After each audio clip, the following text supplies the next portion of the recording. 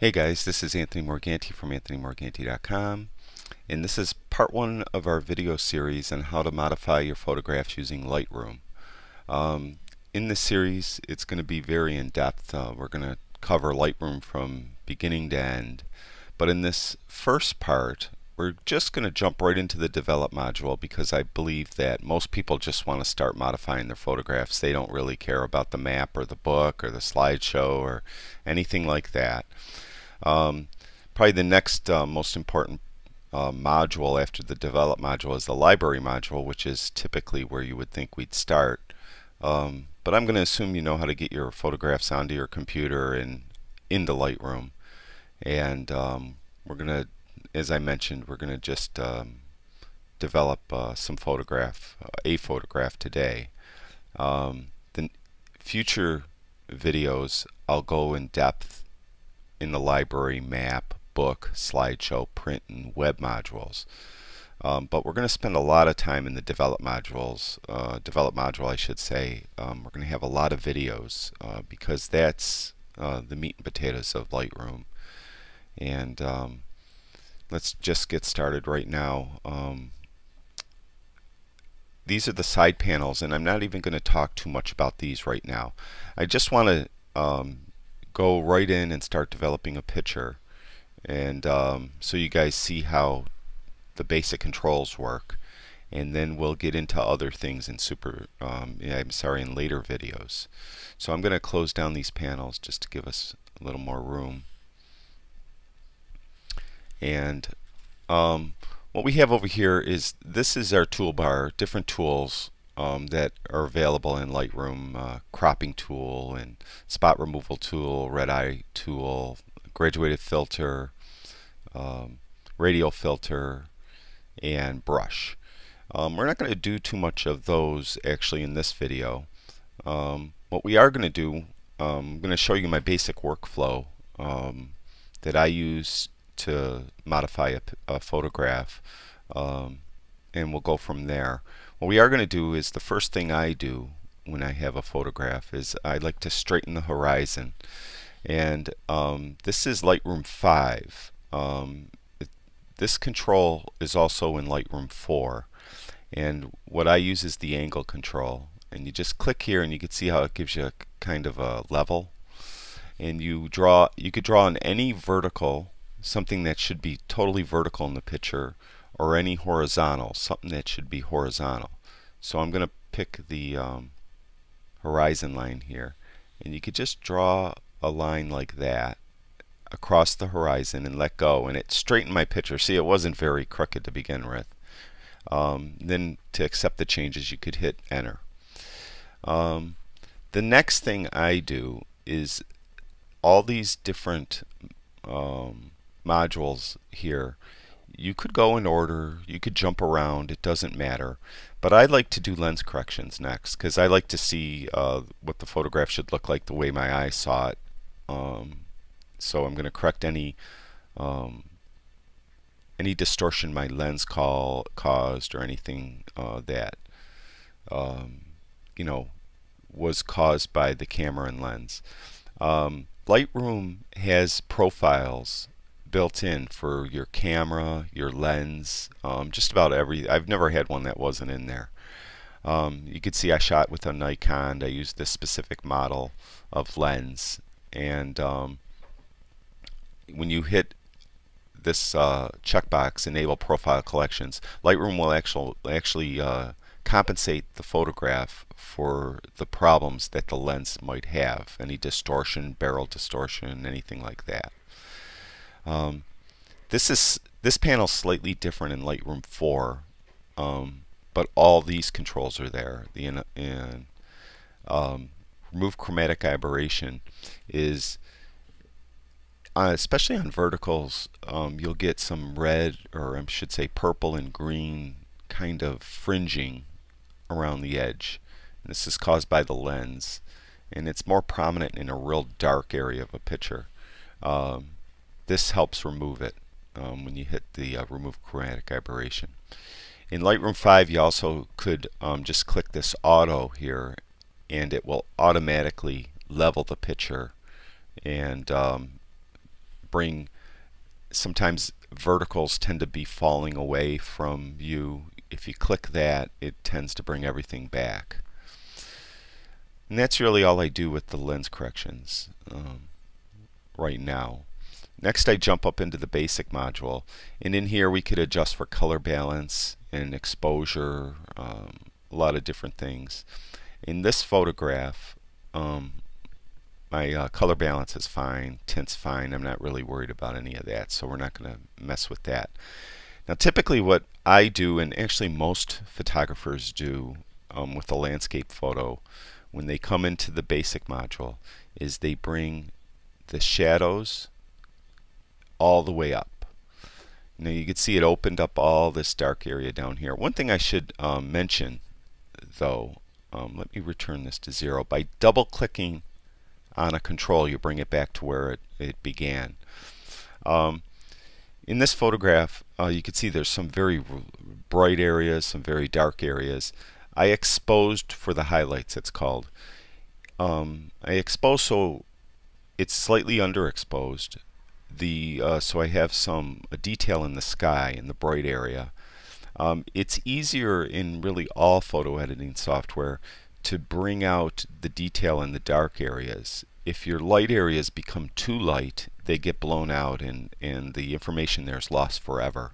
So you'd like to, when you have a scene like this, it's the very bright, very dark, is to tend to expose it so it's underexposed, so it's darker.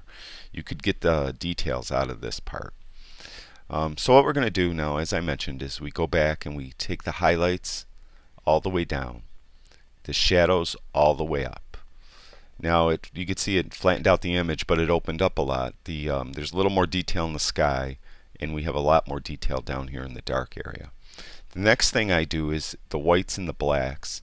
By the way, there's the histogram up here. All this, as you can see as I move the cursor across this, it shows up in the histogram what part of the histogram you're modifying. I'm going to talk more about the histogram in future videos, but right now, as I mentioned numerous times, we're just going to modify a photograph to see how it's done and how quick you could do it.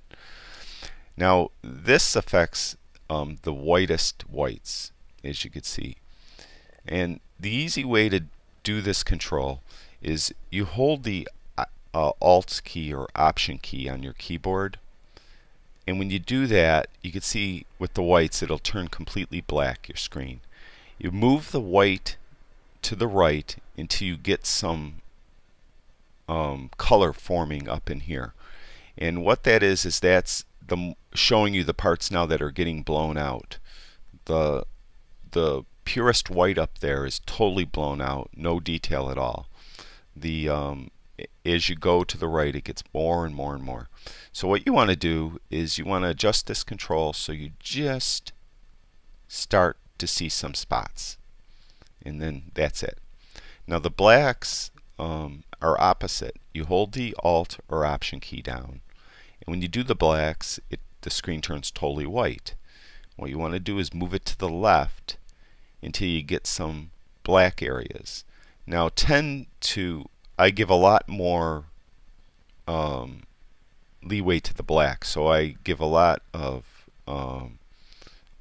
I move it until the white screen shows a lot more black areas when compared to the white, which I showed just tiny spots. And now what that did, it added a little more depth to the picture. So we have these adjusted. The next thing I do is I like to add a little contrast. You could bring it really contrasty, or you can make it really, really soft. Just a little. It's to taste, and what I do today might be different than what I do tomorrow. There's no real science to it. If my exposure was down too, you could turn up exposure. That's what I would do next. But typically on this photograph, I think it's okay. Clarity, most people think it's like sharpening. Technically, it's not really sharpening, although it kind of gives a little bit of an effect of sharpening. I usually bring that up. Depending on the photograph, I bring it up quite a bit. And this one, I think around 30 works good. Vibrance is affects the color, and it affects the non-saturated colors in the photograph, and it will make those a little more vibrant. So what I'm saying is, like if you had this orange up in here, or a color that was very saturated, it doesn't affect that color. It affects the ones that aren't as saturated. So we're going to add a little vibrance. As you see, you could bring it way up and bring it way down, make it black and white almost. So we're going to bring it up just a little bit. Saturation now just affects every single color in the photograph and makes it more saturated. We'll bring that up just a touch. Now that is really all my adjustments in the basic panel. That's what I do here.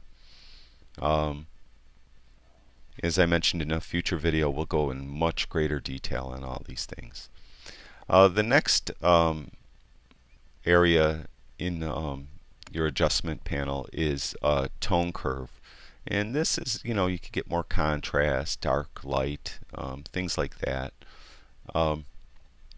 What we're going to do, though, we're not going to really do anything in this photograph with the tone curve. What we are going to do is in this panel here, this is the Use Saturation and Luminance panel.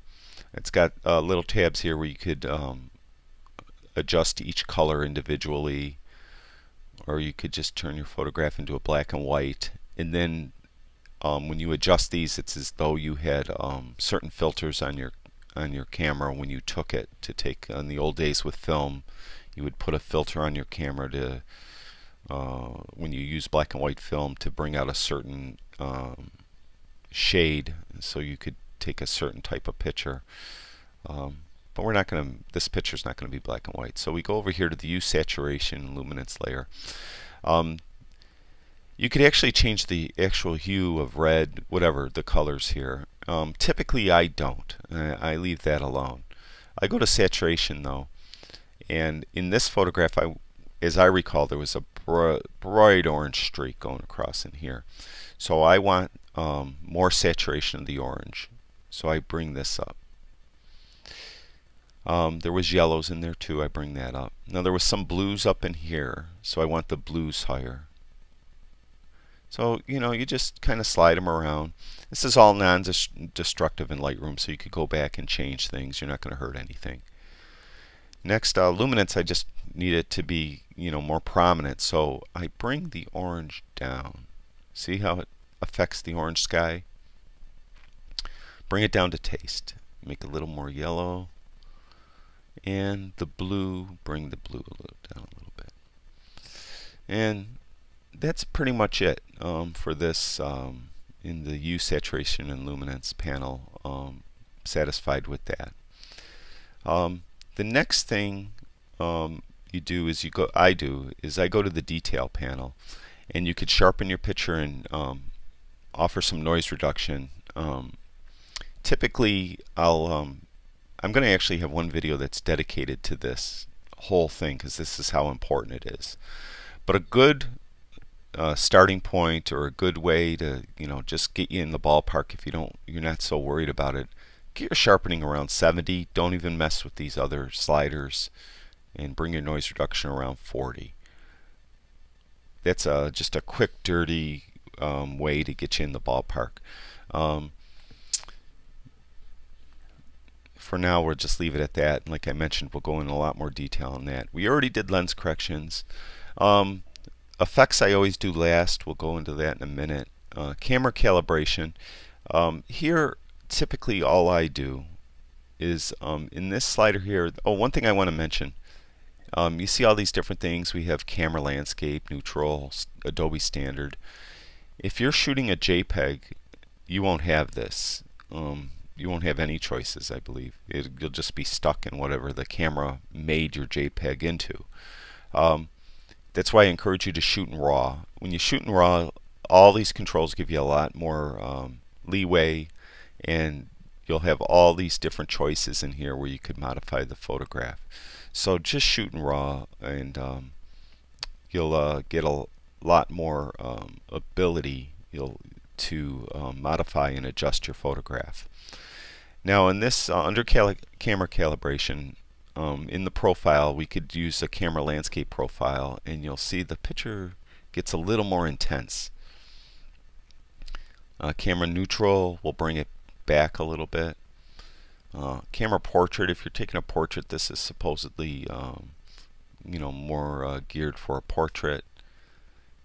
Camera standard, you can see pretty much where I had it to begin with. And camera vivid, everything's going to be a little more vivid. Now I don't like this as much. I think it made this a little too dark down here, and I didn't like the landscape was probably my next one that I liked, and that made everything also darker. So I'm just going to leave it where it was, Adobe Standard. Sometimes I switch it, sometimes I don't. It's really up to you. Next thing we do is I jump into effects, and I like to add a vignette to the photograph, very slight, to help draw the person looking at the photograph into the center of the picture. So this mount slider, if you slide it to the right, you'll get white. If you slide it to the left, you'll get black. And as I mentioned, I just want to do a very slight vignette, pretty much like that. And that actually is it. This is how quick you could go, because my idea is I don't want to spend a lot of time post-processing my photographs. My main thing is I want to be out taking pictures. I don't want to be modifying them in Lightroom or any other program for that matter.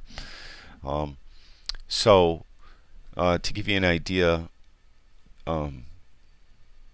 this is the before photograph here, and here's the after photograph. You can see how we dramatically improved the photograph.